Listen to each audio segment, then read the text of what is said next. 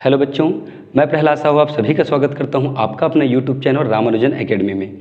आज हम पढ़ने वाले हैं वैद्युत द्विध्रुव आघूर्ण। ये क्या होते हैं आज आपको मैं बहुत ही ज़्यादा बारीकी से समझाऊंगा।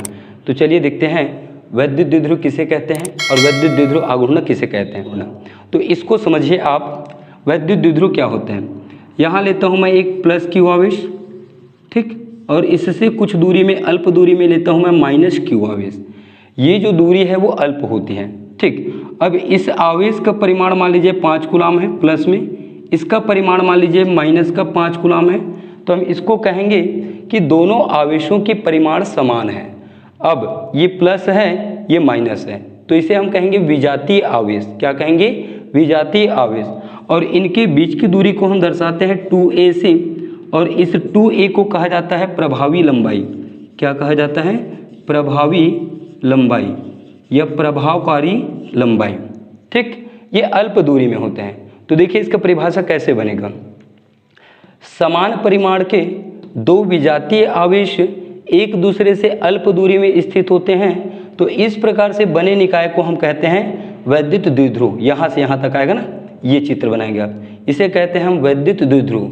समान परिमाण के दो विजातीय आवेश एक दूसरे से अल्प दूरी में स्थित होते हैं, तो इस निकाय को कहा जाता है वैद्युत द्विध्रुव। क्या कहा जाता है? वैद्युत द्विध्रुव। अब बात करते हैं हम वैद्युत द्विध्रुव आघूर्ण की। किसकी बात करते हैं? वैद्युत द्विध्रुव आघूर्ण की। तो इस वैद्युत द्विध्रुव की, यह हमारा वैद्युत द्विध्रुव है, इस वैद्युत द्विध्रुव का कोई भी एक आवेश और उनके बीच की दूरी अर्थात 2a, दोनों के गुणनफल को हम कहते हैं वैद्युत द्विध्रुव आघूर्ण। किसी भी एक आवेश आपका क्या है? Q, और उनके बीच की दूरी क्या है? 2a, और इसे हम दर्शाते हैं कैपिटल P से। किससे दर्शाते हैं? P से। तो P बराबर Q इंटू 2a। 2a मतलब प्रभावी लंबाई, Q मतलब कोई एक आवेश, तो कोई भी एक आवेश और उनके बीच की दूरी की गुणनफल कहलाता है आपका वैद्युत द्विध्रुव आघूर्ण। इसे हम सदिश रूप में लिखें। कौन से रूप में? सदिश रूप में। तो ये कुछ ऐसे लिखाता है, P वेक्टर बराबर Q इंटू 2a, और यहाँ पे होगा P का कैप। P कैप को हम लोग कहते हैं वेक्टर P की दिशा में एकांक सदिश, ठीक। P कैप आपका क्या है? वेक्टर P की दिशा में एकांक सदिश है। क्या है?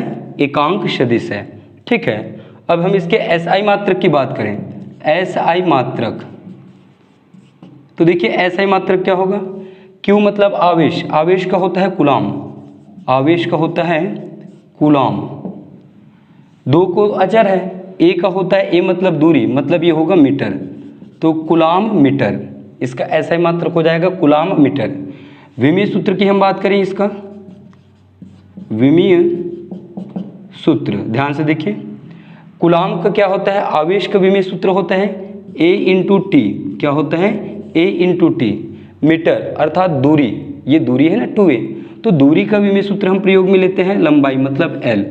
विमीय सूत्र के फॉर्मेट में लिखें तो M पहले आता है, फिर L, फिर T, फिर A। अब देखिए यहाँ पे द्रव्यमान की विमा यहाँ पे 0 है, लंबाई की विमा 1 है, और समय की विमा 1 है, एम्पियर की विमा 1 है। तो ये हुआ इसका विमीय सूत्र। इसकी प्रकृति की हम बात यदि करें, ठीक, तो देखिए इसकी एक दिशा होती है प्लस से माइनस की ओर, ठीक। विद्युत क्षेत्र रेखा प्लस से निकलती है, माइनस में समाप्त होती है। तो यह एक सदिश राशि है। क्या है? सदिश राशि, ठीक। तो छोटा सा टॉपिक था ये। मुझे लगता है कि ये दोनों टॉपिक आपको बहुत अच्छे से समझ आ गया होगा। तो वीडियो आपको अच्छा लगा तो लाइक ज़रूर करें और अपने फ्रेंड लोगों को शेयर भी कर दीजिए। मिलते हैं नेक्स्ट क्लास में, तब तक के लिए जय हिंद, वंदे मातरम।